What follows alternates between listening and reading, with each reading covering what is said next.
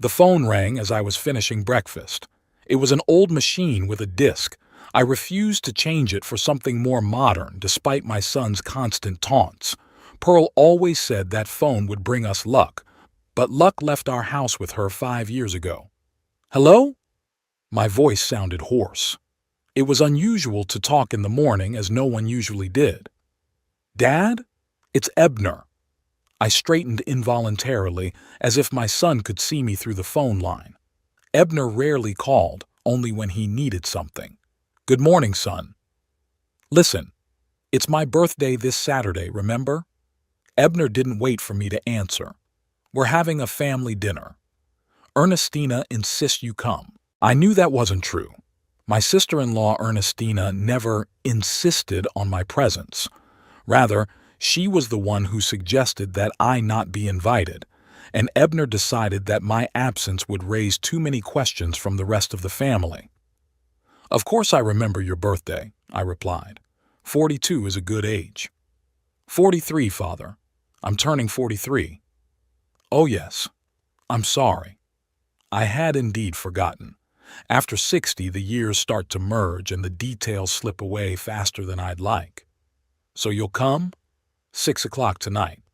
I could sense the impatience in his voice. He wanted to get the conversation over with.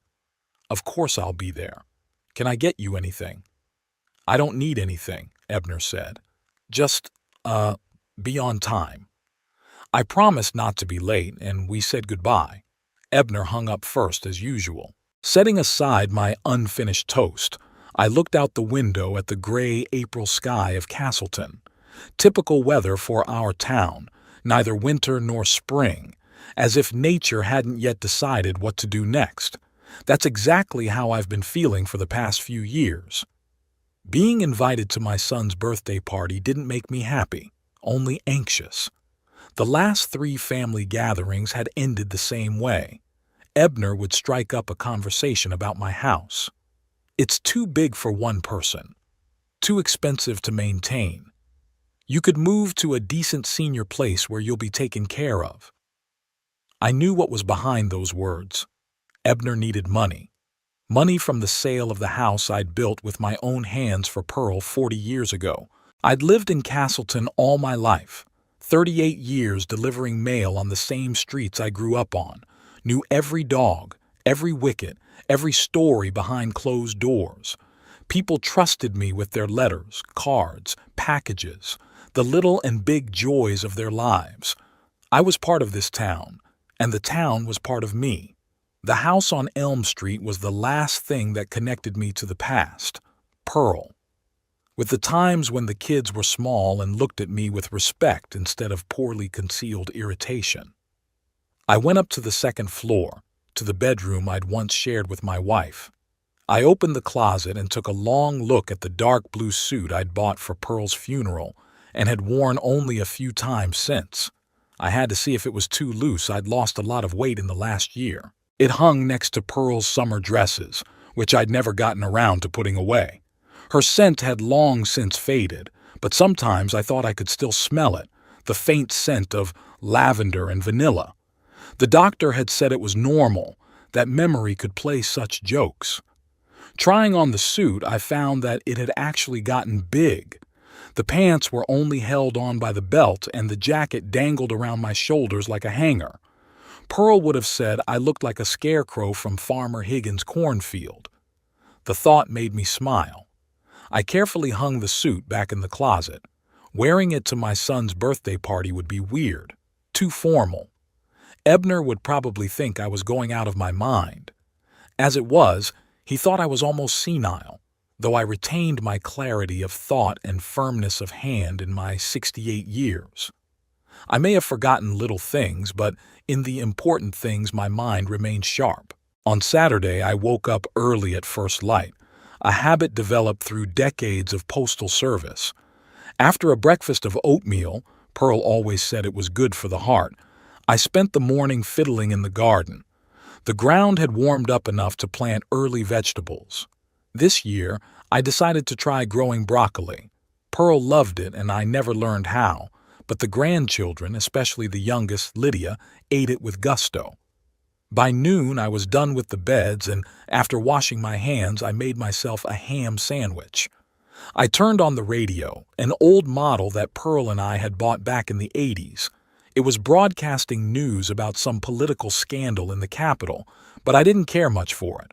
Politics had always seemed a dirty business to me, and in recent years especially so. After dinner, I decided to take a nap. It was going to be a tiring evening. I lay on the couch in the living room under a picture of Pearl and me in front of Lake Champlain. That trip to Vermont had been our last vacation together, a year before her diagnosis. I woke up to the alarm clock ringing at 4 o'clock. Showering and shaving took half an hour. I'd gotten slower with age, though I'd never admit it. I chose the dark brown slacks and plaid shirt Pearl had given me for our last Christmas together. I decided not to wear a tie. Ebner would find something to complain about anyway. At 5 o'clock I was ready, but it was too early to go out. Ebner's house was on the other side of Castleton, in a new neighborhood where young families with money were settling. 20 minutes by car, no more. I sat in the chair by the window, the same one where Pearl liked to knit in the evenings, and looked out at the street where the neighborhood kids were playing. My kids used to run down that street too, once upon a time. Willow was always serious, responsible, like a little adult. Ebner, on the other hand, was loud and demanding. Pearl said he'd inherited my stubbornness, but I saw him more as my father, a man who always knew what he wanted and wasn't shy about taking it. At 15 minutes past 6, I left the house, locking the door carefully. My old Ford started on the third try, another reason for Ebner's taunts. "You're driving scrap metal, Father. It's dangerous. One day it's going to stall in the middle of the road, and what are you going to do?" But the car was reliable despite its age, and so was I. The drive to my son's house was familiar but unpleasant. Every time I drove past new houses with perfect lawns and identical mailboxes, I felt like a stranger. Castleton was changing, becoming part of the big world, losing its character and coziness. Perhaps it was just senile grumpiness, but I missed the town of my youth. As I pulled up to Ebner's house, a 2-story brick building with columns at the entrance. Why do you need columns in Castleton, where the tallest building is the 3-story City Hall? I noticed several unfamiliar cars, so there would be other guests. This reassured me a little. With strangers around, Ebner was unlikely to press me with his ideas about selling the house. I parked behind a silver minivan that looked like it belonged to Willow and her husband Dexter. So Ebner's sister was already here. We hadn't seen each other much lately. She lived in Portland, 3 hours away, and was busy working for an insurance company. Willow had always been kinder to her old dad than Ebner, though she too felt I should move on after Pearl's death. I slowly got out of the car, feeling my back aching after the half-hour drive. I pulled a small package out of the back seat, a gift for Ebner, my father's old silver cufflinks. Not that my son had ever worn them, but it was a family heirloom, and I tried to follow tradition. The front door opened before I even rang the bell. On the doorstep stood Lydia, my 10-year-old granddaughter, with a wide smile exposing her new adult teeth, still too big for her baby face. "Grandpa!" She threw herself around my neck, almost knocking the cane out of my hand. I hugged her with one arm, feeling the warmth and sincerity that was so lacking in relationships with adult children. "Hello, Lydia. How is my favorite granddaughter?" "I'm your only granddaughter, Grandpa," she laughed, taking my hand and leading me into the house. In the spacious hallway smelled something spicy and sweet. Probably Ernestina was preparing her special apple pie. There were voices and muffled laughter coming from the living room. Lydia tugged at my sleeve. "You know what, Grandpa? I've lost another tooth. Look!" She opened her mouth wide, showing the empty space between her bottom teeth. "Has the tooth fairy come yet?" I asked, taking off my jacket. "Dad, stop filling her head with those fairy tales." Ebner appeared in the living room doorway, tall with a noticeable gray in his hair, but still slim and trim. "Hello, Father, you're just in time." He said it as if he expected me to be late. I nodded, handing him the package. "Happy birthday, son." Ebner took the gift with a barely perceptible grimace. He'd never been able to hide his emotions, even as a child. "Thank you," he said without much enthusiasm. "Come on in. Everyone's already gathered." I followed him into the living room where the sofas and armchairs were filled with guests. Willow immediately came up to meet me, giving me a hug and a kiss on the cheek. She smelled like some kind of expensive perfume, not like Pearl, who preferred plain lavender water. "Papa, I'm so glad to see you." Her eyes, so like her mother's, glowed with genuine warmth. "You look well." It was a lie, of course. I knew what I looked like: old, thin, with wrinkles that had gotten deeper since Pearl's death. But a lie like that felt good. "You too, daughter," I replied, and it was the truth. Willow had always been beautiful, even as a teenager, when most kids go through an awkward phase. Dexter, her husband, shook my hand, firmly, but without being overly forceful. He was a good man, an accountant, quiet and reliable. Pearl approved of him, which was the highest praise. "Hello, Mr. Lamston," he said with a smile. "How are you?" "Not bad for an old man," I said, sitting down in the chair he offered me. I knew the other guests vaguely, a couple of Ebner's business friends, neighbors whose names kept slipping my mind. They nodded politely at me, but made no conversation. I was a stranger at this party, despite my family ties. Ernestina appeared from the kitchen, wiping her hands on her apron. My sister-in-law was an attractive woman, not a beauty but with correct features and a good figure, which she had retained after 2 pregnancies. Her brown hair was gathered into a neat bun, and a polite smile played on her lips that didn't reach her eyes. "Hello, Waird." She never called me daddy or father, only by my first name, as if I were just an acquaintance, not her husband's father. "I'm glad you could make it." I nodded, accepting the wine glass she held out to me. "Thank you for the invitation, Ernestina.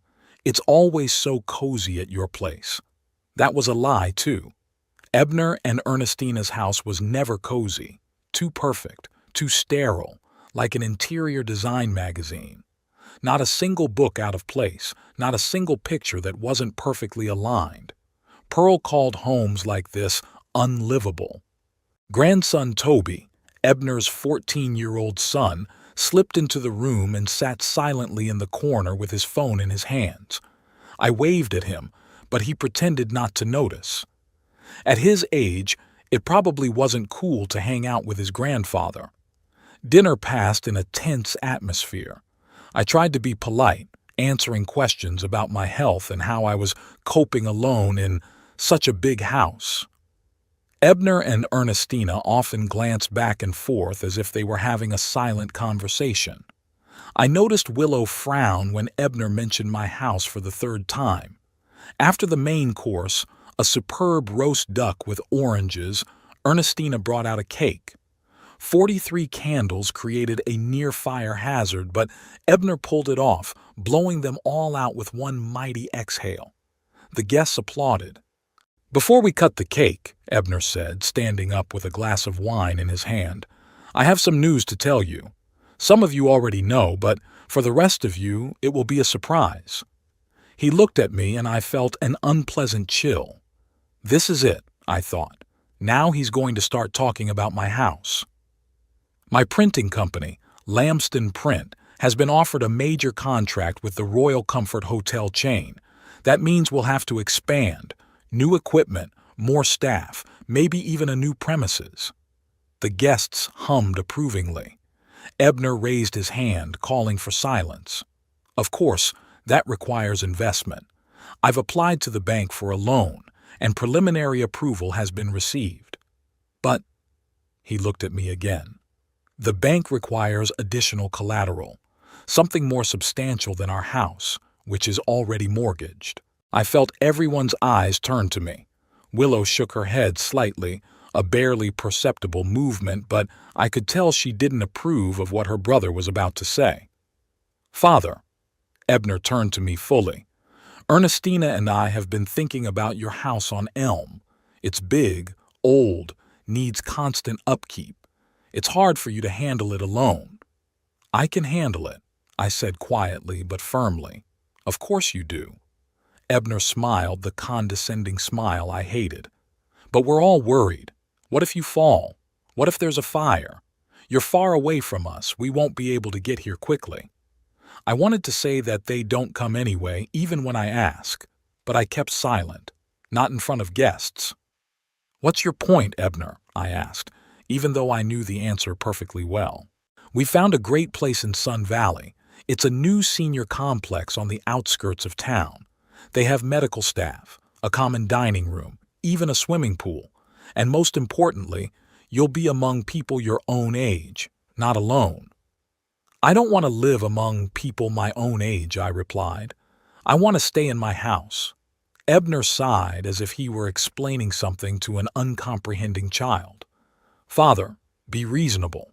If you sell the house, you'll have enough money to live comfortably in Sun Valley for the rest of your life, and there'll be enough left over for, other things." "Your business?" I finished for him. There was an awkward silence in the room. Willow coughed. "Ebner, can we not do this tonight? It's a holiday after all." My son ignored his sister. "It's a win-win for everyone, Father. You'll be safe, you'll be taken care of, and I can expand the business, secure a future for my children, your grandchildren. Isn't that what Mom would have wanted?" Mentioning Pearl made me angrier than any manipulation I'd ever experienced. "Don't you dare say what your mother would have wanted," I said, feeling my voice shake. "Pearl would never approve of me being evicted from the house I built for her." "No one is talking about eviction," Ernestina intervened in her soft but insistent voice. "It will be your voluntary decision, Word, for your own good." I looked at her, then at Ebner, and suddenly realized that they had already decided. They were just waiting for me to agree so they could act. They'd probably already done the paperwork and booked a place at Sun Valley. "I need to think about it," I said, rising from the table. "It's a big decision." "Of course, Father," Ebner smiled, but his eyes remained cold. "Think about it. But not for too long. The bank gave us 2 weeks to provide collateral, or the contract would go to a competitor." I nodded, not trusting my voice. Willow threw her brother a judgmental look but remained silent.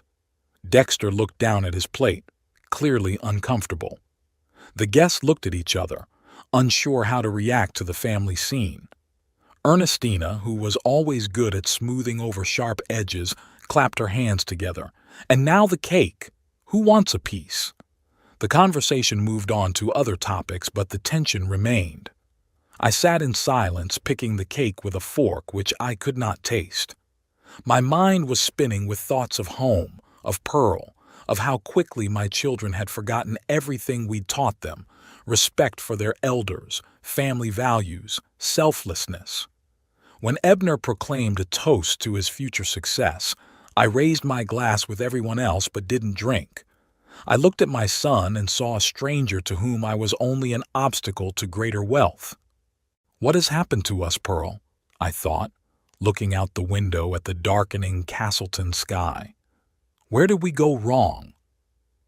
After an awkward conversation about my house, dinner continued in a strange, strained atmosphere. The guests tried to pretend nothing had happened, but their voices were a little louder than usual. Their laughter was nervous, and their glances slid in my direction every now and then. I became the unwitting center of attention, an old man trying to be evicted from his own home under the pretense of caring. A classic family drama that everyone there hoped to avoid in their own lives. Ernestina bustled around the table, pouring wine and offering a dessert refill. Her smile seemed glued on and her movements too abrupt. She'd always been a perfectionist, and any crack in the facade of perfect family life threw her off balance. Ebner, contrary to my expectations, didn't back down. After drinking more wine, he became even more insistent, as if the alcohol had given him the courage for a conversation he'd been planning for a long time. "You know," he said, addressing all the guests but looking at me, "my father has always been stubborn. Pearl, my mother, often said it was easier to move a mountain than to change his mind." Several of the guests chuckled politely. I kept a calm expression on my face, even though everything was boiling inside. Ebner never spoke of his mother by name in my presence. It was his way of distancing himself, of showing that Pearl didn't just belong to me. But now it was no longer stubbornness, but how do I put this softer? Ebner paused as if he were really searching for words, though I had no doubt his speech had been prepared in advance. An unwillingness to recognize reality. Age changes. "Ebner," Willow said quietly, but my brother ignored her. "2 weeks ago," he continued, looking at the guests, "I stopped by my father's house unannounced. You know what I found? The gas stove was on. No fire, just gas going. And my father was sitting quietly beside it, reading the newspaper, not noticing anything. It was a lie. 2 weeks ago, Ebner did come by, but there was no stove on. I wanted to object, but I knew it would look like an excuse and therefore an admission of guilt. Last month," Ebner raised his voice, sensing that he had my attention, "my dad forgot to pay the electric bill. I had to go over there and take care of it. And before that, there was the story of the forgotten keys. I did miss the electric bill, the only time I've missed it in years. But it wasn't because of forgetfulness, it was because I was in the hospital with pneumonia. Ebner didn't mention it. Son," I finally interrupted him, trying to speak calmly, "I appreciate your concern, but don't exaggerate." "Exaggerate?" Ebner threw up his hands. "Dad, you don't realize what's going on.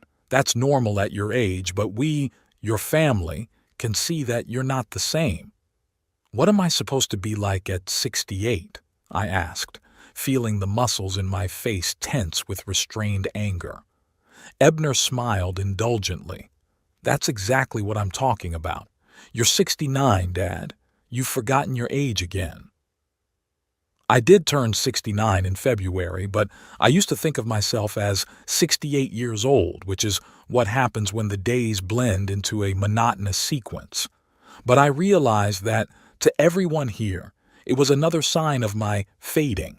"So," Ebner turned to the other guests, as if I were no longer able to participate in the conversation, "Ernestina and I found a great place. Sun Valley is not a nursing home, as some might think. It's an active living complex for seniors." I noticed a few of the guests looked at each other. Everyone knew that active living complex was just a euphemism for a nursing home designed to sound less intimidating. "It's got everything you need," Ernestina interjected enthusiastically.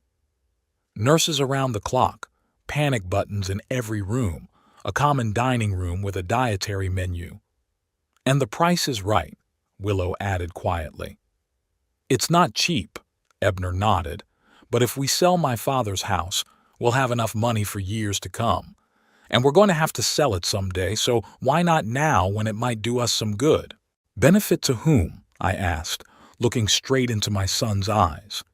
There was an awkward pause. Dexter, Willow's husband, coughed and tried to change the subject. "That's a great cake, Ernestina. Did you bake it yourself?" But Ebner didn't let his wife answer. "Good for everyone, Father. For you, safety and care. For us, peace of mind for you. And yes, for my business too, I make no secret of that. But don't you want your children and grandchildren to prosper?" "I want my children and grandchildren to learn to respect my wishes," I answered quietly, but firmly. "This house is not just an asset. It's—" "We know," Ebner interrupted, rolling his eyes. "This is the house you built for Mom. We've heard that story 1,000 times, but Mom's been gone for 5 years and you're clinging to the past instead of thinking about the future." Mentioning Pearl in that context hurt more than any hint of my failure. I felt my fingertips go numb, a sure sign of rising blood pressure. I needed to calm down. I took a deep breath and exhaled slowly, just like Dr. Hansen had taught me to do. "Let's change the subject," Willow suggested, noticing my condition. Today was Ebner's birthday, not a family council. "Yeah, you're right." Ebner suddenly smiled, as if he'd just remembered the holiday. "I propose a toast to the future, to new beginnings and bold decisions." He raised his glass and everyone followed suit. I also took mine, half filled with red wine, which I almost never drank. Alcohol did not mix well with my medications.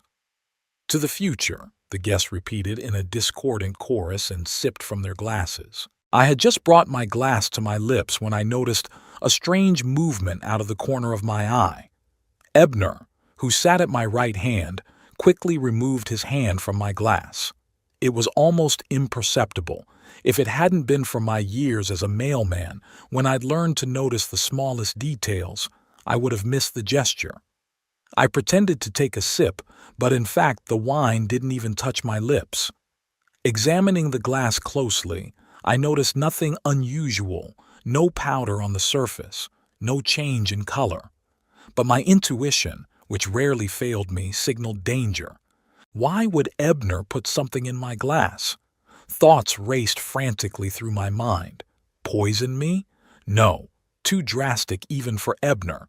Probably some kind of laxative or diuretic to embarrass me in front of the guests, proving my helplessness once again.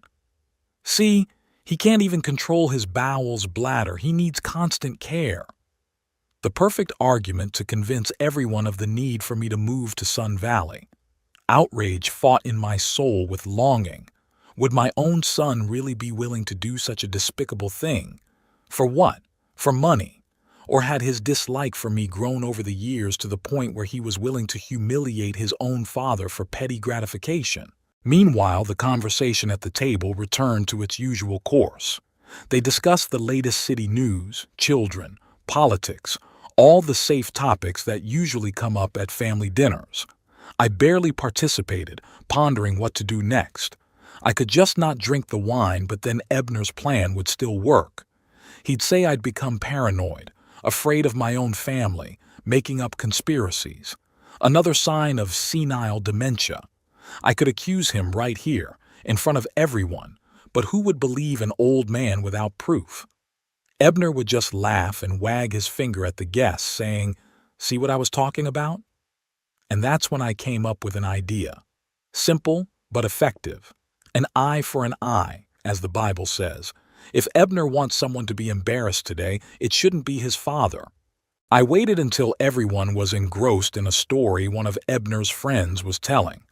Something about a fishing trip and a giant trout that had fallen off the hook, a common tale that fishermen have been repeating since time immemorial.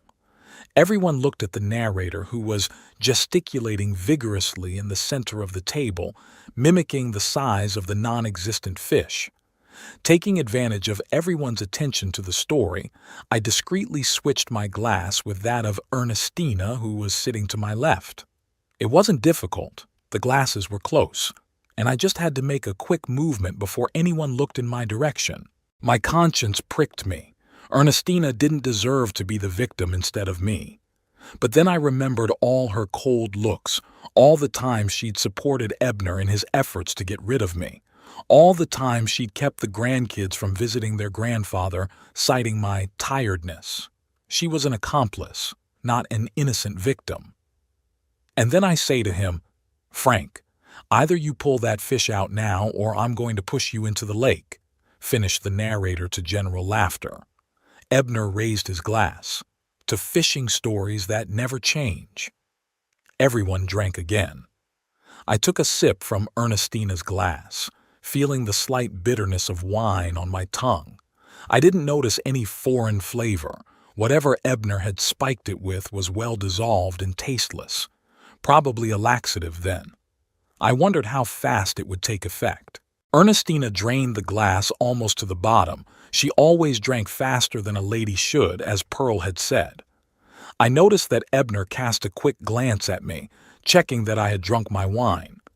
When he saw the nearly empty glass in my hand, he smiled slightly with the corner of his mouth, a smile I remembered from his childhood when he'd successfully put a frog in his sister's bed or hidden my glasses. The conversation continued. Willow talked about her new position at the insurance company, how she and Dexter were planning to go to Europe this summer. Ebner inserted comments about his business, hinting at a big contract that would soon change their lives for the better.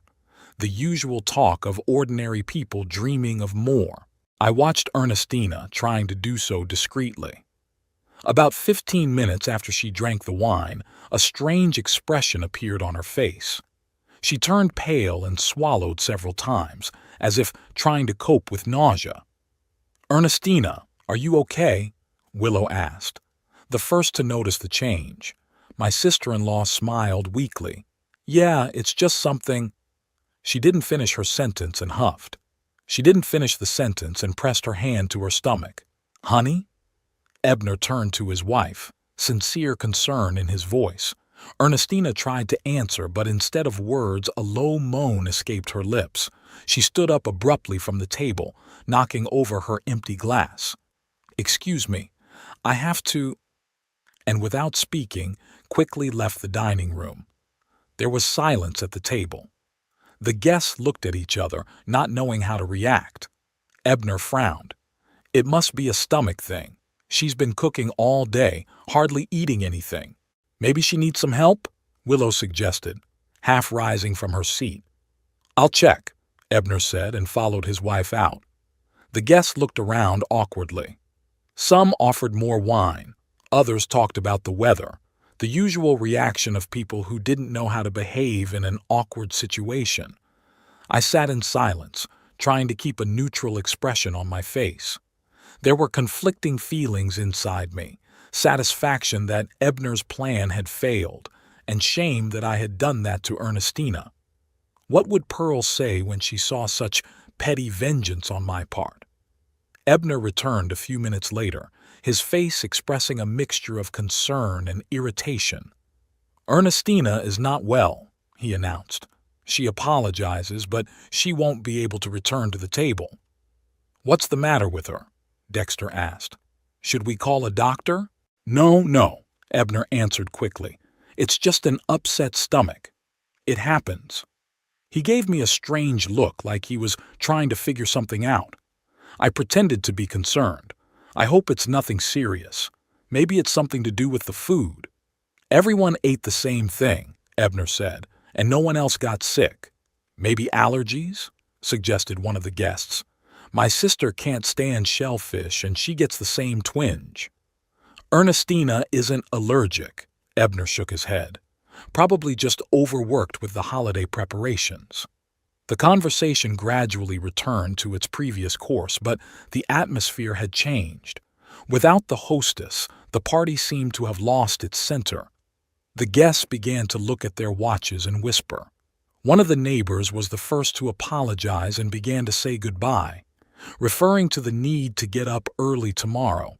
He was followed by the others. I, too, decided it was time to leave.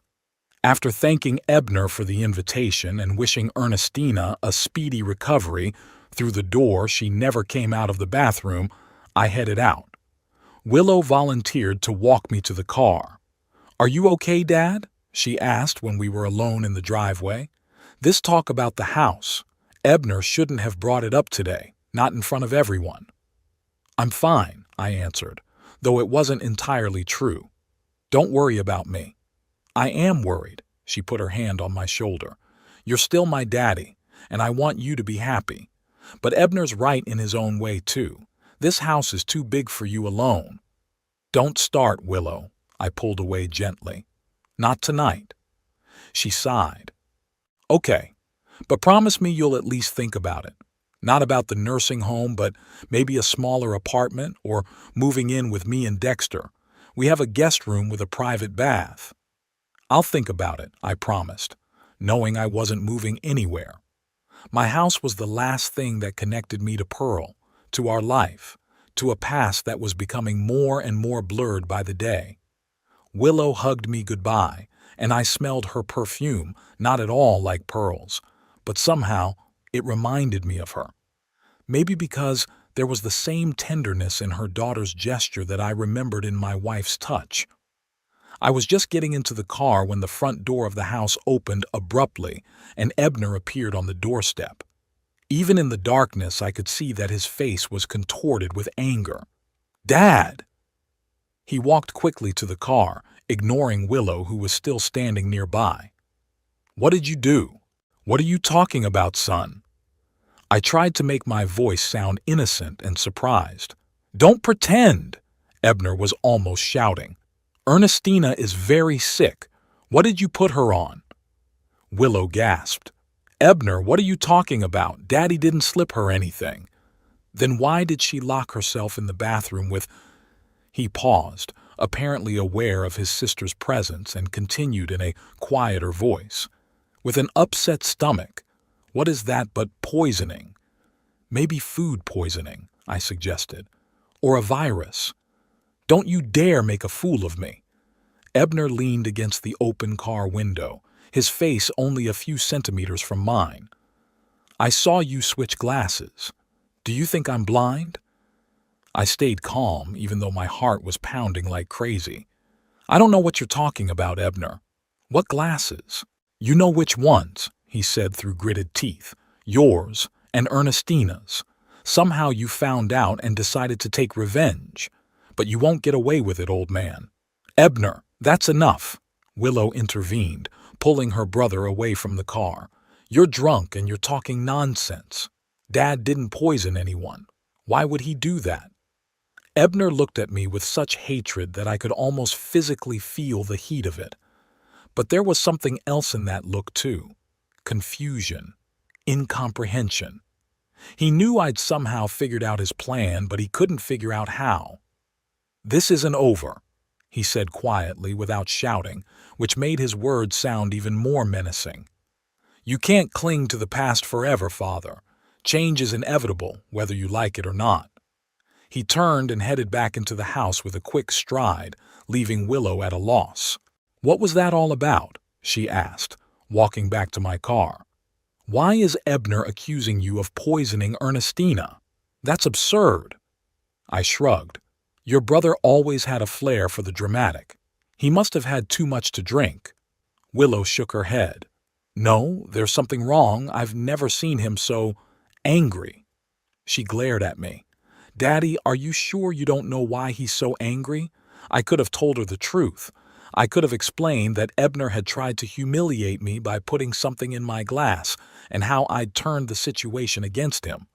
Willow was always fair. She'd understand, I guess. But something held me back. Maybe a reluctance to drag my daughter into the conflict between me and my son. Maybe I was ashamed of my own petty behavior. Or maybe I was just tired of it all and wanted to get back to my quiet, empty house. "I don't know, honey," I said, starting the car. "Maybe it'll be clearer in the morning. Say hi to Dexter." Willow was clearly not satisfied with my answer, but she didn't insist. She gave me another hug through the car window and backed out, letting me pull out of the driveway. In the rearview mirror, I saw her standing with her arms crossed over her chest, watching the car drive away. Farther away, in the lighted doorway, Ebner's silhouette darkened as he watched us. I drove through the night streets of Castleton feeling a strange mixture of satisfaction and bitterness.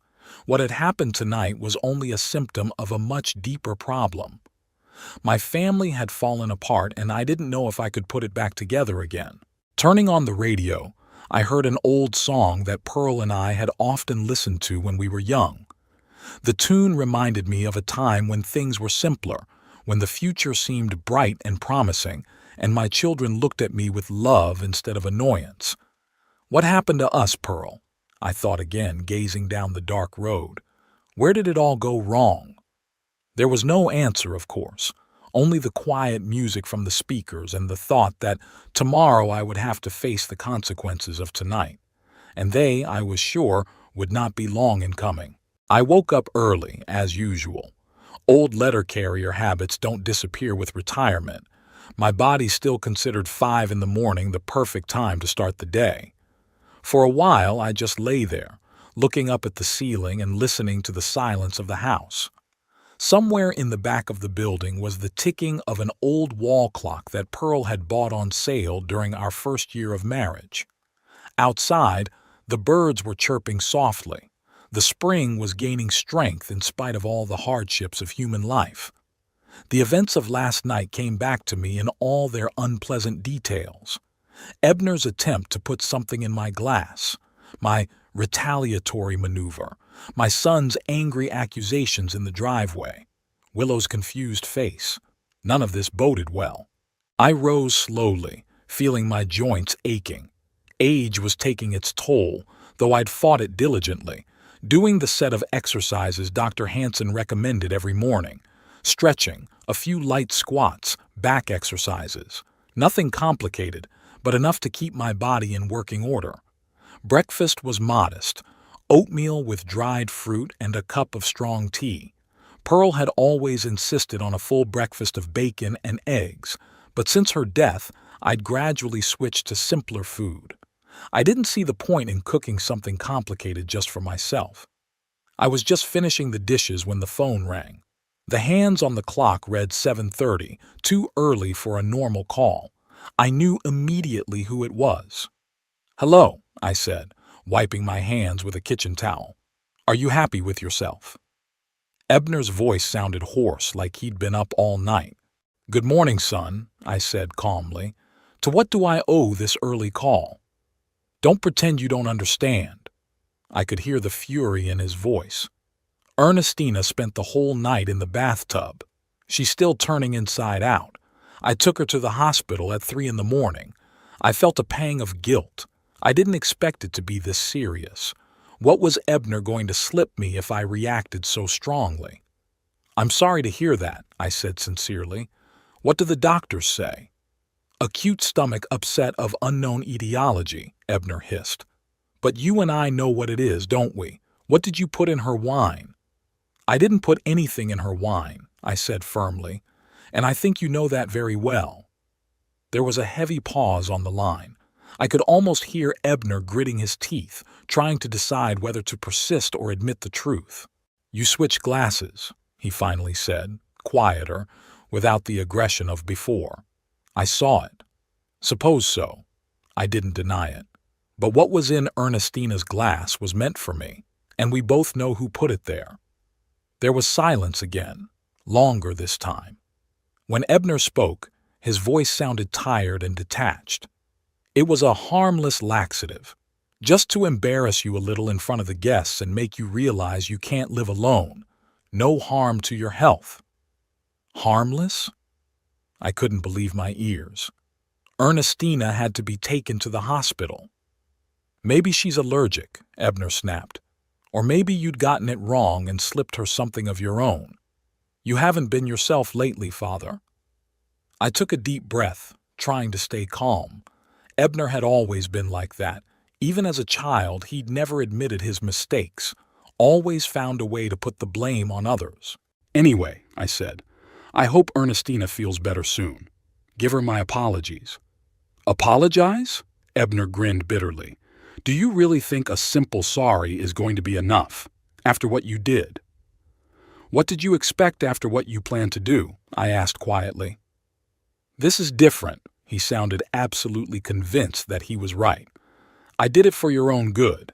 You're a stubborn old man who can't see the obvious. You need help. You can't live alone. And the best way to convince me of that is to put laxatives in my glass?"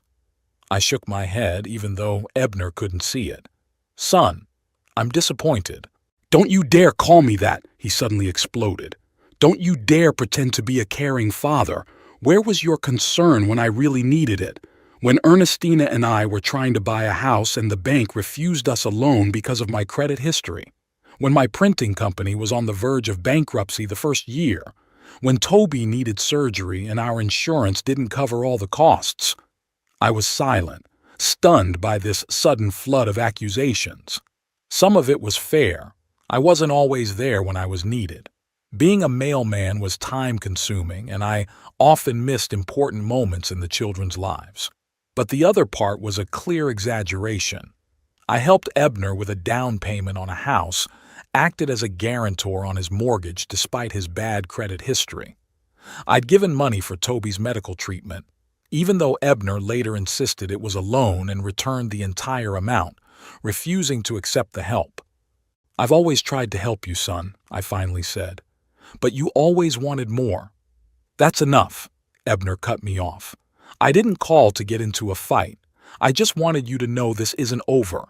What you did to Ernestina, I won't forget it." And he hung up without waiting for me to answer. I slowly put the phone back on the lever, feeling my hands shaking.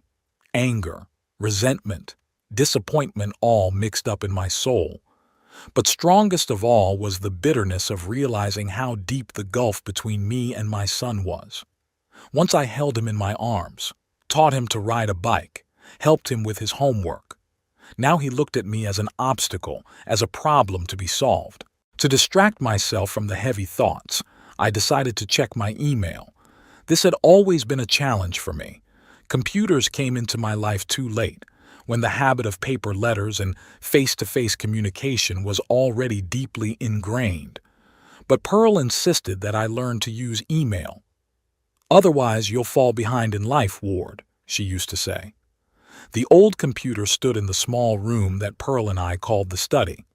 It had once been a nursery, and then, as the children grew up and moved away, we had converted it into a place to store important documents, photo albums, and other family heirlooms. The computer booted up slowly with a distinctive hum that reminded me of the old mail machines in the office.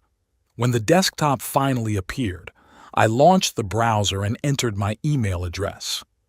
The login and password were stored in a small notepad next to the monitor. I couldn't remember them no matter how hard I tried. The mailbox was full. The last time I'd checked it was months ago, and since then I'd accumulated a lot of mail, mostly advertisements and newsletters I'd once subscribed to and didn't know how to unsubscribe. But among them were some important messages. From the bank, from the insurance company, from the municipality. I began to go through them methodically, deleting the unnecessary ones and keeping the important ones. Suddenly my eye caught a familiar name, First National Bank of Castleton, the same bank where I had an account and where, I recalled, I had guaranteed Ebner and Ernestina's mortgage 3 years ago. It was shortly after Pearl's death. Ebner and his family were living in a small apartment on the outskirts of town at the time, and an opportunity came up to buy a house in a new neighborhood. Because of a failed business project when he was younger, Ebner had a bad credit history, and the bank refused to give him a mortgage without a guarantor. I agreed to help. It seemed like the right thing to do, a way to support my son during a difficult time. Pearl would approve. I opened the letter from the bank. It was dated last month and contained a quarterly report on the status of the mortgage loan on which I was guarantor. Everything looked fine. Ebner and Ernestina were making regular payments. There were no late payments or other problems. But there was a strange line at the end of the report, mention of an additional loan tied to the same collateralized property. The loan was arranged a month ago. The amount was significant, clearly more than needed for household needs, and most surprisingly, I was also the guarantor on the loan. I frowned, trying to remember if I had signed any documents lately. There hadn't been any. Ebner had mentioned the business expansion and the need for collateral at dinner last night, but there had been no mention of the loan being finalized. And I certainly hadn't agreed to be a guarantor. Alarmed, I started looking for other letters from the bank. There were several of them, and they formed an interesting picture. Turns out the bank had been sending me notices about every payment on Ebner's mortgage. Most of them I just hadn't seen since I rarely checked my mail. But they all indicated that my son had been paying faithfully, at least for the last 6 months, which covered the letters I found. And then, about a month ago, there were messages about a new loan. One of them contained scanned copies of documents, and I opened them, feeling anxiety growing. What I saw made me freeze in front of the monitor. The documents bore my signature, or rather, something that was supposed to represent it. But I had never signed those papers. What's more, the handwriting didn't even look like mine. It was a crude forgery that anyone who knew my real signature would have easily recognized. Ebner had forged my signature. My own son committed forgery to get a loan to grow his business. He had used me without asking permission, without saying a word, simply appropriating my name and my responsibility. I felt nausea come up to my throat. This was betrayal in its purest form. It was one thing to want me to sell the house and move into a nursing home, but it was quite another to forge my signature on financial documents. It was no longer just disrespectful. It was a crime. Thoughts raced feverishly through my head. What to do? Call the bank? Call the police? Confront Ebner directly? Each option had its own consequences, and none seemed entirely correct. If I contacted the bank or the police, Ebner could face criminal prosecution. Despite everything that had happened, he was still my son, and the thought of him going to jail because of my statement was unbearable. Pearl would never approve. On the other hand, if I just ignored what had happened, it would mean acquiescing to Ebner's actions. And what if he can't make the loan payments? Then I'd be liable as guarantor. I could lose my house, my savings, everything I had left. I decided to print out the documents so I could have physical proof of the forgery. The old printer took a long time to warm up, making whirring and clicking noises before producing the first page. When all the documents were printed, I folded them into an envelope and put them away in the desk drawer where I kept important papers. Then I dialed the bank's number. The phone was answered by a friendly girl who, after listening to my question, connected me to the mortgage lending department. "What can I do for you?" the male voice on the other end of the line asked. "My name is Ward Lamston," I began. "I would like information about a loan where I am a guarantor." The loan was taken out by my son, Ebner Lamston. "One moment, Mr. Lamston." I could hear the computer keys clacking. "Yes, I can see that. Your son has 2 loans with you as guarantor, a mortgage on a house at 15 Maple Street and a business loan from last month. Which one are you interested in?" "I'd like to know the details of the second loan," I said. "The business loan. When exactly was it made? What documents did I sign?" "The loan was approved and disbursed on March 23rd, the clerk replied. "As for the documents, we have a standard guarantee agreement with your signature, as well as an agreement to check your credit history. Everything is in order." "See, that's the thing. I didn't sign any documents," I said, feeling my heart start to beat faster. "I didn't agree to be a guarantor on this loan." There was a pause on the line. "Mr. Lamston, are you saying that your signature on the documents is forged?" There was a note of concern in the clerk's voice. "That's exactly what I'm saying," I confirmed. "In that case," he said slowly, "you must come to the bank in person with identification and make an official statement. This is a serious accusation that will require investigation. The police may be involved." "I understand," I said. "When can I come?" "The bank is open until 6 in the evening, but for such matters it's better to come in the morning when the management of the department is in place." "Say tomorrow at 10 o'clock?" I agreed and hung up, feeling strangely empty. The decision had been made. There was no turning back. Tomorrow I would go to the bank and formally report the forgery of my signature. That would set in motion a process that could have the most serious consequences for Ebner. But something inside me changed after the call to the bank. Bitterness and resentment gave way to cold determination. Ebner had crossed a line. He hadn't just tried to manipulate me or humiliate me. He'd committed a crime that could cost me everything I had. And he'd done it without hesitation, without regret, simply arrogating to himself the right to decide for me. I remembered his words on the phone this morning. This isn't over. He was threatening me, his father, because his plan to humiliate me had failed. What would his actions be next? Another loan on my behalf? An attempt to declare me incompetent to gain control of my finances? Forced placement in a nursing home? No, I couldn't let this continue. It was time to put a stop to it, even if it meant conflict with my own son. Some lessons are only learned through pain, and it looked like Ebner was about to learn one of them. I went back into the study and sat down at the computer again. This time I opened the word processor and started typing slowly, with 2 fingers, just like Pearl had taught me. I wrote down everything that had happened in the last few days, all the facts, all the details that might matter. It was a diary of sorts, a testimony that might be needed if the situation escalated. When I had finished, I printed out the notes and put them in the same envelope where the documents from the bank were. Then I pulled my checkbook and bank statements for the past year out of my desk drawer. I needed to assess my financial situation, to see what I was risking and what resources I had available to resist. The numbers were disappointing.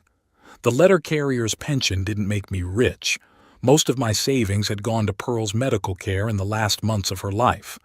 I was left with a house, fully paid off, debt-free, but in need of constant maintenance and repairs, and a small amount in my bank account enough to live modestly as a retiree, but clearly not enough to cover a large loan if Ebner stopped making payments. I closed my eyes, feeling fatigue pile up on my shoulders. It was all too difficult, too painful. At my age, I would have liked to spend my days in the garden playing with my grandchildren, remembering the life I'd lived with warmth and gratitude. Instead, I found myself caught up in financial fraud and family betrayals. "What would you do in my shoes, Pearl?" I mentally asked, looking at the picture of my wife on the table. She was smiling in the picture, holding a bouquet of wildflowers I had picked for her on our 30th anniversary. Her eyes seemed to look straight into my soul, seeing all the doubts and fears. I knew the answer. Pearl had always been fair, but merciful. She wouldn't let Ebner continue down the path of deceit and manipulation, not out of revenge, but because it would destroy himself. Sometimes love meant firmness, not indulgence. The decision is finally taking shape in my mind. Tomorrow I'll go to the bank and report the forgery of the signature. I'll withdraw my guarantee on both my mortgage and my business loan. Let Ebner face the consequences of his actions. Maybe this will be a lesson to him that will make him rethink his attitude toward life, money, and family. It's gonna hurt, for me and for him. But sometimes pain is necessary for healing. As Pearl said, quoting her mother, "A boil needs to be opened so it can heal." I put all the papers away, shut down the computer, and walked out of the study. The house seemed too big and empty, filled with ghosts of the past. But it was my home, my fortress, my last refuge, and I wasn't going to give it up without a fight. The sense of humiliation and betrayal I'd felt when I'd learned about the signature forgery had gradually transformed into cold determination. Ebner had to realize that every action had consequences, and if he thought I was a weak old man who could be manipulated and deceived, he was in for a nasty surprise. The morning was clear and cool, perfect weather for important decisions. I got up early, as usual, but instead of my usual routine, I carefully prepared for my trip to the bank. I picked out my best suit, the dark blue one I'd worn at Pearl's funeral. It still hung a little loose, but today it was just as well. I wanted to look serious and presentable. I shaved extra carefully, even spritzed on some cologne, the Old Spice that Pearl used to give me every Christmas. The smell triggered a flood of memories, our holidays, when the kids were small, when the family was still a unit. It all seemed so far away now, as if from another life. I put the documents in an old leather briefcase, checked to make sure I had my ID and bank cards. Everything was ready. One last look in the mirror showed a tired older man with a determined expression. "You got this, Waird," I said to my reflection, and walked out of the house. The First National Castleton Bank was located in the center of town, in an old stone building with columns. I often passed by it while delivering mail, but I rarely went inside. I preferred to withdraw money from the ATM, and paid most bills at the post office, the old-fashioned way. Inside, things had changed since the last time I'd been here. Fewer tellers, more computers. Young men in suits sat behind glass partitions talking to customers. Brightly colored posters advertised loans, deposits, investment opportunities. Everything looked modern and a little foreign to a person of my generation. Waiting for me in the office was a middle-aged man in an austere suit. He introduced himself as Morton Higgs, head of the mortgage lending department. Sitting next to him was a woman he introduced as Alice Farrow from the legal department. "Mr. Lamston," Higgs began after we had exchanged handshakes and I had sat down across from them, "yesterday you informed our employee that your signature on loan documents may have been forged. This is a very serious allegation and we would like to discuss it in detail." I nodded and took the printed documents out of my briefcase. "I never signed these papers," I said, pointing to the signature on the guarantee agreement. "That's not my handwriting. I didn't even know this loan existed until yesterday, when I checked my email and saw the notices from the bank." Farrow took the documents and scrutinized the signature. "Do you have any documents with your real signature with you for comparison?" she asked. I pulled out my passport and driver's license, as well as some checks I had signed recently. Farrow spent a long time comparing the signatures, occasionally glancing at me over her glasses.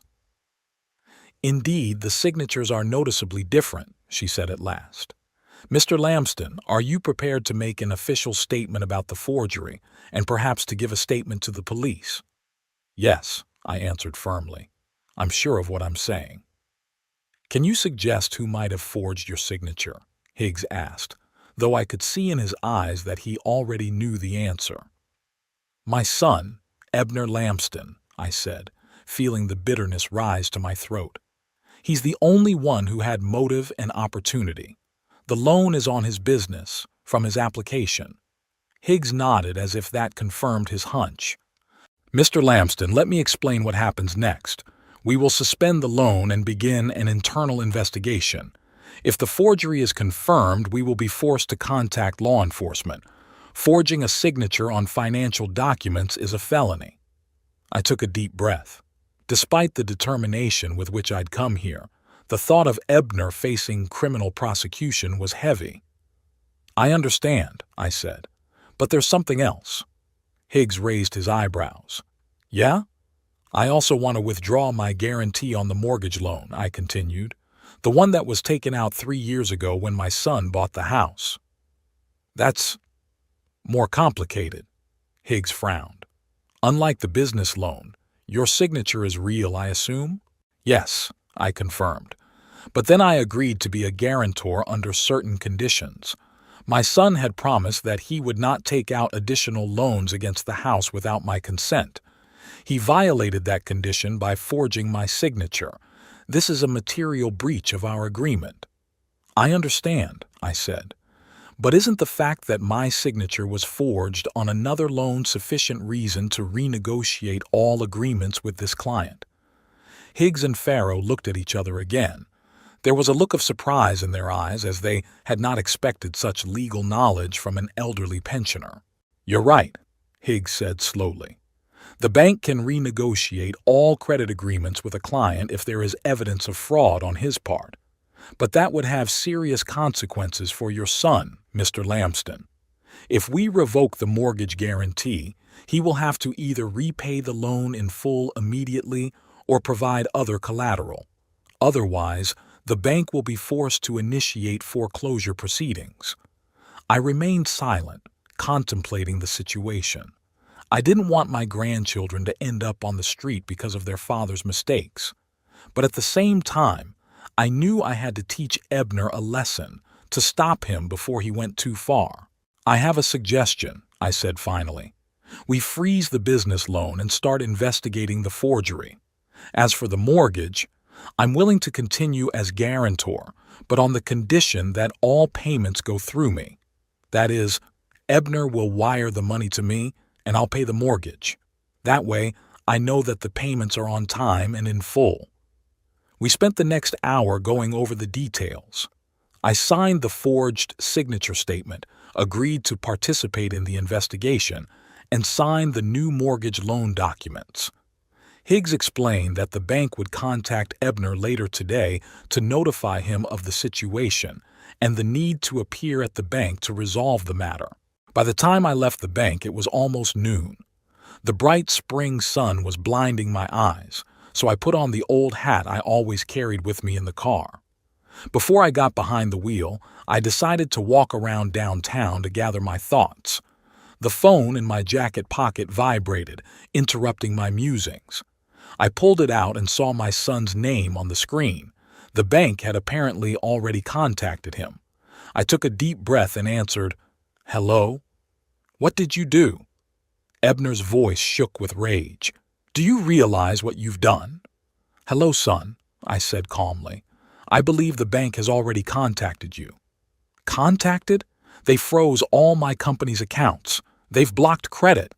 They want me to appear for an explanation. What kind of signature forgery are they talking about?" I kept quiet, giving him a chance to talk. Sometimes silence is more effective than words. "Dad? Are you there?" Ebner's voice became even more tense. "Answer me." "I'm here," I said, "and I understand perfectly well. You forged my signature to get the loan. I discovered it and reported it to the bank. It's all very clear." "Look," he finally said, more calmly, "I admit I was wrong about the signature. It was stupid. But can't you see that this contract is the chance of a lifetime? If I miss it, I'll never get another opportunity like this again. I can multiply the turnover of the print shop, hire new people, go to another level." "And for this you were willing to frame your own father?" I asked. "What if you couldn't pay the loan? The bank would have come after me, and I could have lost everything. My house, my savings, everything I had left." "I wouldn't have let that happen," Ebner said confidently. "Everything had been calculated. The contract guaranteed a steady stream of payments that would more than cover all the loans." "You've always been sure of your plans," I said, "ever since high school. Remember when you wanted to open a comic book store, then the internet cafe, then the travel agency? All those projects ended the same way. You lost interest and money, and your mom and I had to help you out. Let's meet and talk like adults. I'm on my way to your place now. I'll be there in 20 minutes. Ebner arrived exactly 20 minutes after the call. His face was red with anger, his hair disheveled, his tie askew. He looked like he'd run out of the office in a panic, not taking care of his usually impeccable appearance.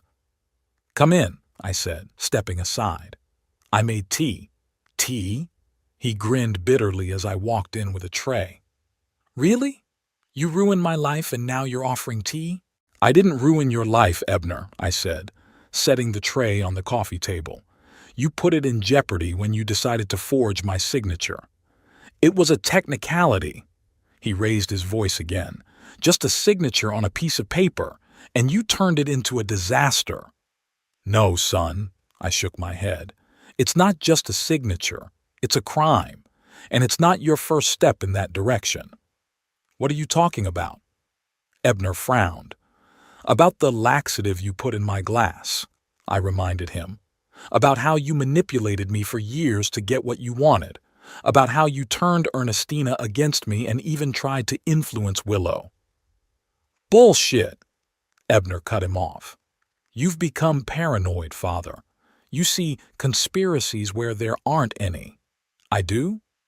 I raised an eyebrow. "Then explain to me why you didn't ask my permission to bail me out? Why you acted in secret?" Ebner looked away.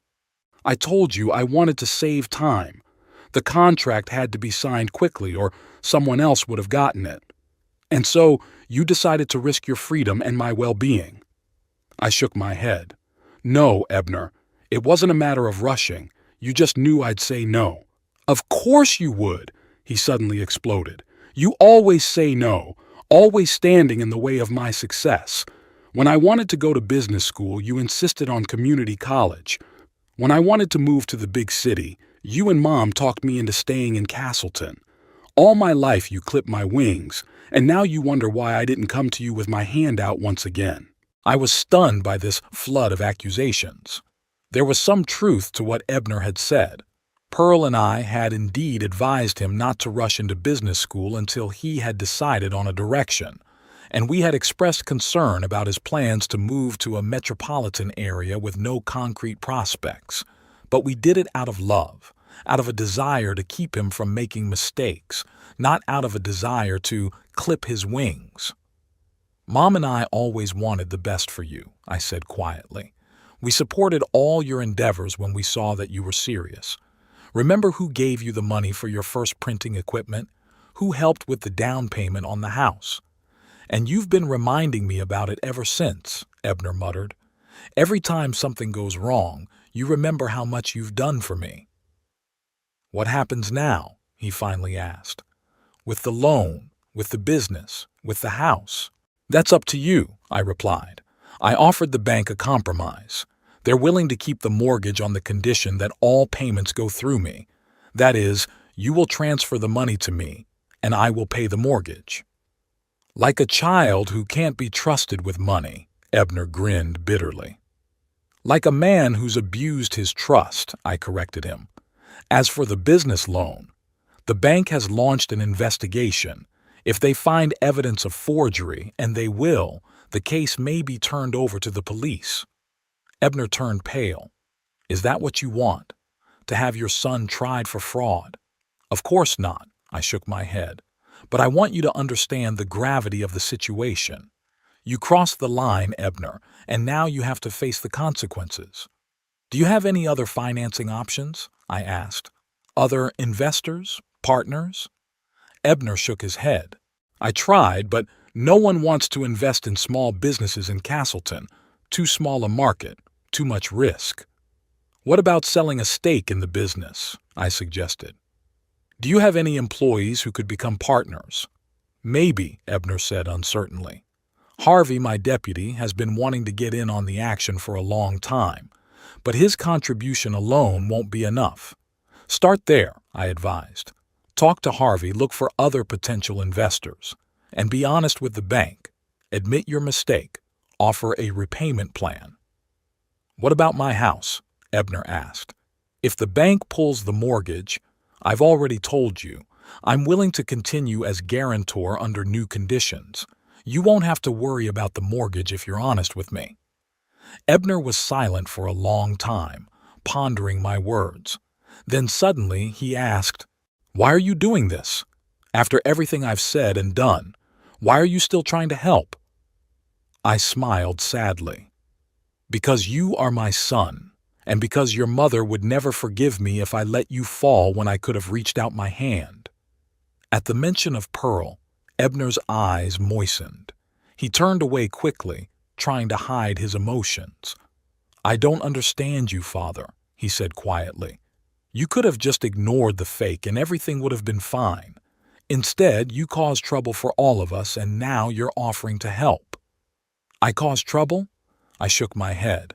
"No, Ebner. You created the problems when you decided you could cheat on your own father.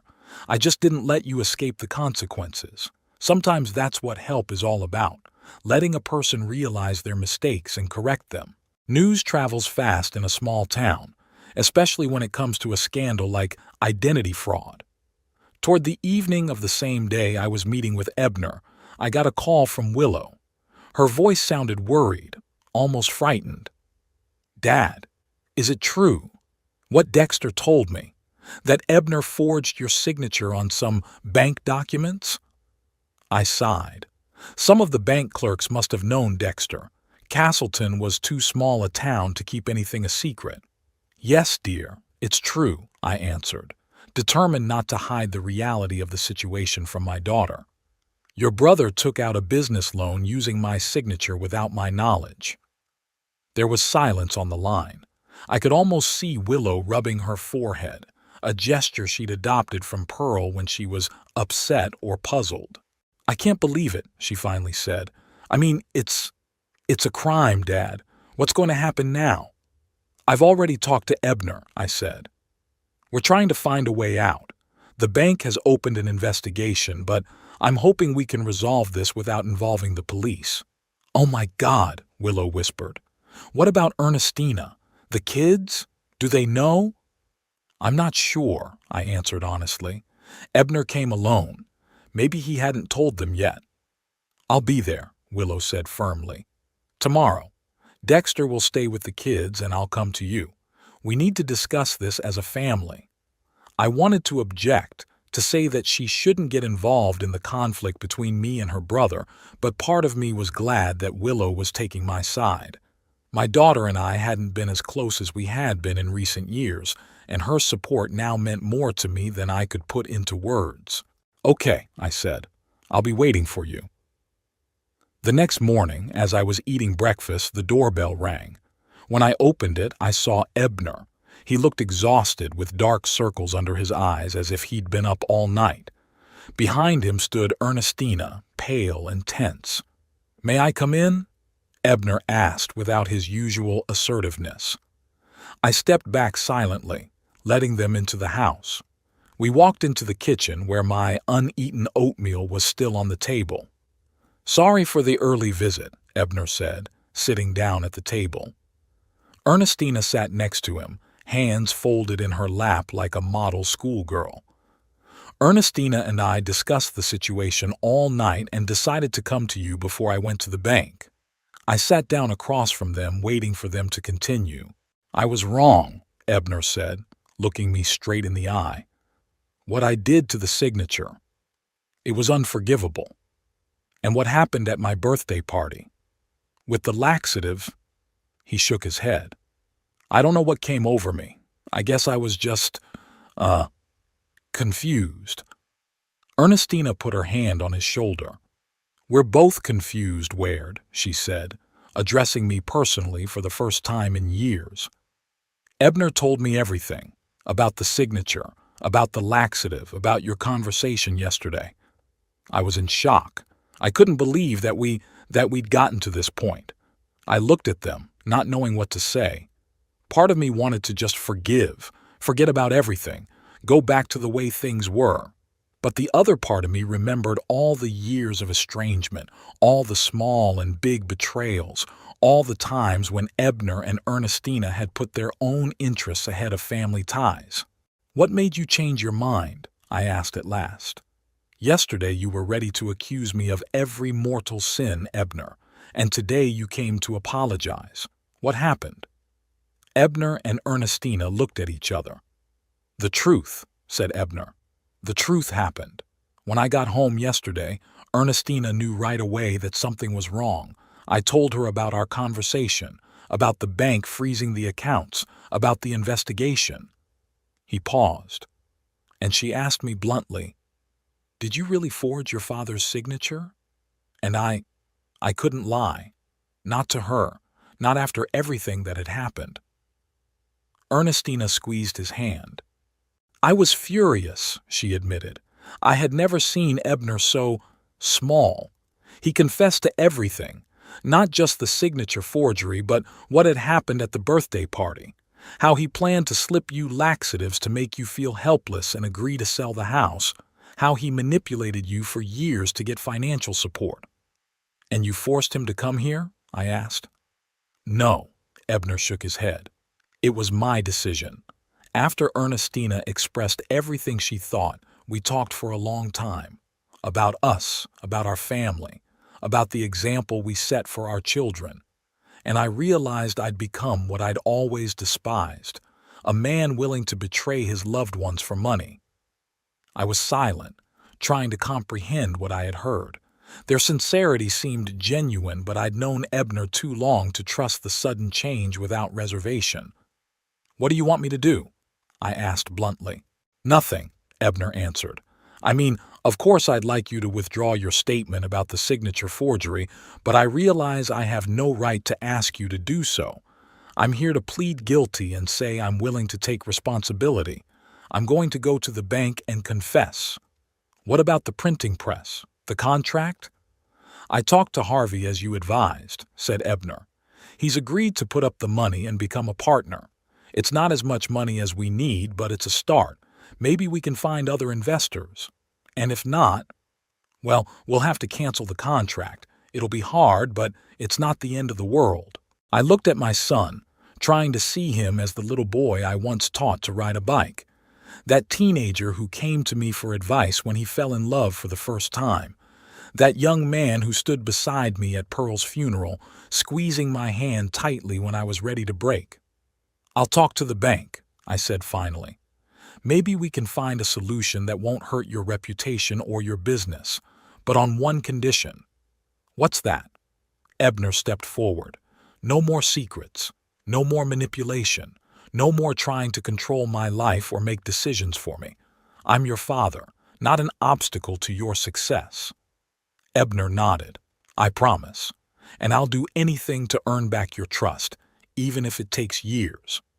At that moment, the doorbell rang. I apologized and went to open it. Willow stood on the doorstep with a determined look on her face. "Daddy," she hugged me, "how are you?" Then, looking behind me, she saw Ebner and Ernestina in the kitchen. "Oh, you're already here." "Willow?" Ebner looked surprised. "What are you doing here?" "Same thing you are, I guess," she replied, walking into the house, trying to make sense of this mess. We all sat at the kitchen table for the next hour discussing the situation. Willow was tougher than I'd expected. She wasn't shy about expressing her disappointment with her brother's actions, and she made it clear that she supported me. "You should have thought about the consequences," she said, looking at Ebner. "What if Dad hadn't discovered the forgery? What if you hadn't been able to pay the loan? The bank would have foreclosed on his house, the only thing he had left of his mom." "I know," Ebner replied quietly. "I didn't think about the consequences. Or rather, I only thought about the benefits, not the risks." "And it wouldn't be the first time," Willow added. "You've always been like this, always thinking that the world should fit you, not the other way around. Remember when you borrowed my car without asking and wrecked it? Or how you convinced your mom you needed money for your school books and bought concert tickets yourself?" Ebner lowered his eyes. "I remember, and I'm ashamed of it." "Shame is a good thing," Willow said. "Shame means you realize what you've done. But understanding isn't enough. It takes action to make things right." Ernestina, who had been silent for most of the conversation, suddenly spoke. "We have a plan," she said. "Ebner and I discussed it yesterday. First, he'll confess to the bank that he forged the signature and offer to repay the loan in installments. Second, we'll sell the second car to raise the down payment. Third, like Ebner said, he'll offer a stake in Harvey's business and maybe other investors."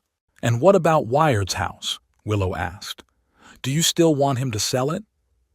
Ernestina shook her head. "No. We were wrong to try to pressure him. This house is his, and only he decides what to do with it." I listened to them, feeling strangely relieved. For the first time in a long time, we were having a truly honest conversation, without ulterior motives or innuendo. Even if Ebner and Ernestina weren't completely sincere, the very fact that we were discussing problems openly was already progress. "I think we all need to make some changes," I said as the discussion began to die down. "I'm not without blame for our deteriorating relationship either. After Pearl died, I shut myself away, withdrew from you. Maybe if I'd been more open, more available, things would have turned out differently." "Dad, don't blame yourself," Willow countered.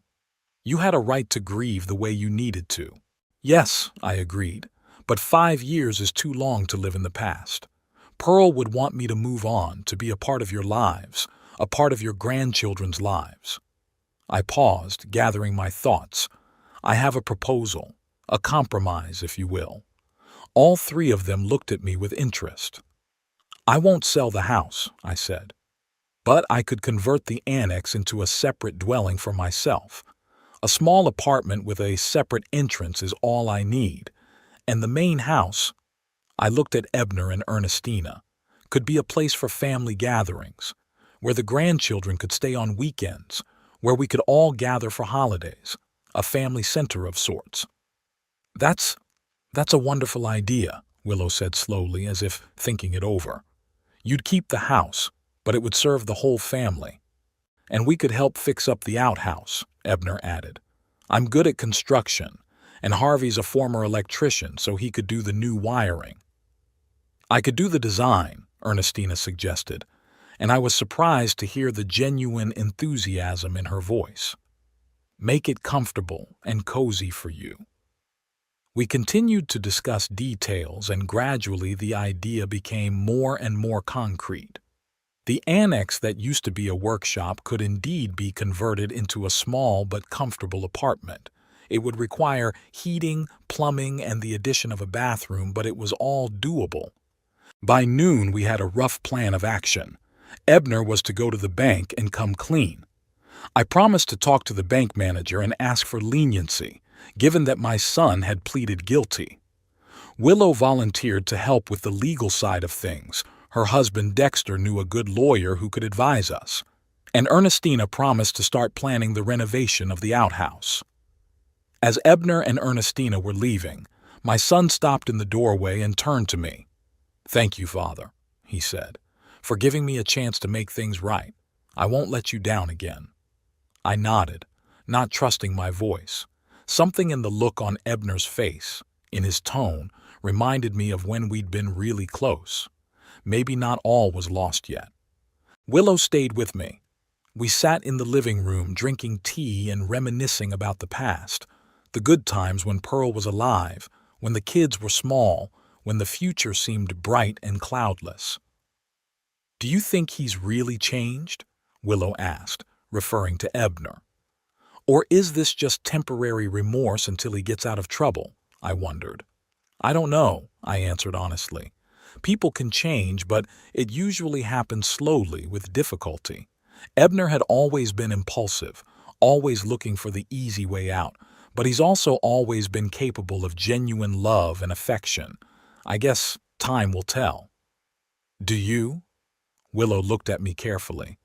"Are you really ready to forgive him after everything he's done?" "I'm working on it," I said. "Forgiveness is a process, not an overnight decision. I want to forgive him. I want to trust that he can change. But trust has to be earned. We'll see how he behaves in the coming months." Willow smiled. "You know, you're an amazing man, Dad. After everything that's happened, you're still able to give people a chance.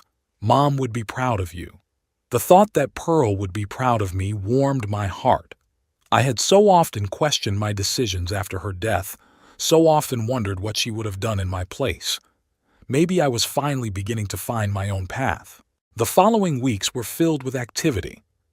Ebner, as promised, honestly confessed to the bank about the signature forgery.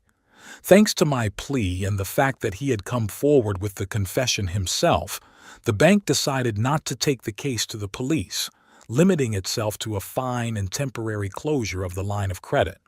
The business loan was canceled, but Ebner managed to find other investors, including Harvey, and although the amount was less than he had originally planned, it was enough to fulfill the minimum requirements of the contract. Renovation of the annex began almost immediately.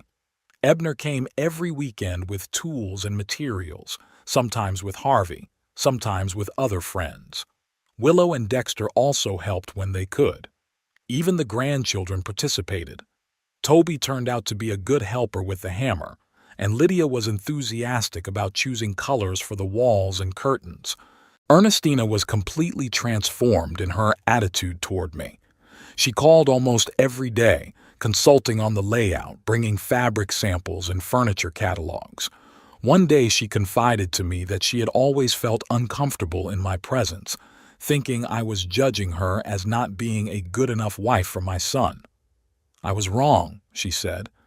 "Instead of trying to get to know you better, I distanced myself, and then it was too late, or so it seemed to me." "It's never too late for new beginnings," I replied, quoting Pearl, who always believed in the possibility of change. By early summer, the addition was ready.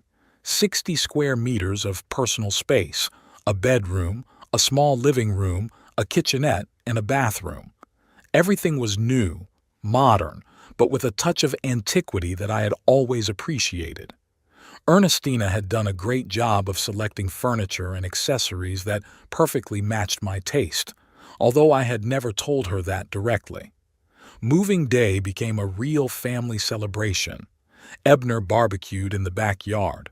Willow baked Mom's apple pie from an old recipe, and the grandchildren ran around the garden playing hide and seek. Looking at them, I felt something long forgotten come back, a sense of belonging, a sense of family. In the evening, when everyone had dispersed, I sat in my new living room, looking out the window at the main house. The lamps in the windows created a warm, cozy glow. I thought about Pearl, about how much she loved this house, how she had put her soul into it. She would approve of my decision, I was sure. The house continued to serve the family, though not in the way we had originally planned. I pulled an old silver watch out of my pocket, a gift from Pearl for our 20th anniversary. It had long since gone, but I carried it around with me as a talisman, a reminder of a time that couldn't be brought back but could be treasured. Maybe it was time to put them in for repair, to get them going again. Maybe it's time to move forward, not forgetting the past, but not living it either. By defending my dignity, by resisting Ebner's manipulations, I'd not only regained my self-respect, but, oddly enough, I'd earned the respect of my family. Not ostentatious deference out of fear or self-interest, but real respect based on understanding and acceptance. A new chapter of my life was just beginning. And though I knew there were still many challenges ahead, that my relationship with Ebner was still fragile and needed work, I looked forward to the future with hope. For the first time in a long time, I didn't feel like a lonely old man clinging to the past, but part of something bigger, a family that had found its way back to each other despite all the challenges. In the small annex that was now my home, I could live independently, keeping my habits and rituals intact. And in the big house, the grandchildren could stay overnight, visit on weekends, filling the old walls with new laughter and new memories. It was a compromise that worked for all of us, preserving the past while creating space for the future. I put the kettle on and pulled out a box of photos I'd moved from the main house, old snapshots, yellowed by time, capturing moments that would otherwise be lost. Pearl, young and smiling with little Willow in her arms. Ebner on his first bike, proud and a little scared. A family picnic by the lake, where we all laugh at some long-forgotten joke. These memories were a treasure that no one could take away from me. But now I realized they were meant to be a foundation, not a prison. A foundation for new relationships, new traditions, a new life. The kettle whistled, bringing me back to the present. I made tea, not in a single cup as I usually did, but in the small teapot Ernestina had given me as a housewarming gift. "In case you have guests," she said with a smile. And I realized that now there really could be guests. Children, grandchildren, maybe even new friends. Life went on, opening up new possibilities, new horizons. I sat down in the chair by the window, the same one in which Pearl liked to knit in the evenings, and raised my cup in a quiet toast. "Here's to new beginnings, Pearl," I thought. "Here's to the family we've made. Here's to the future that's just beginning."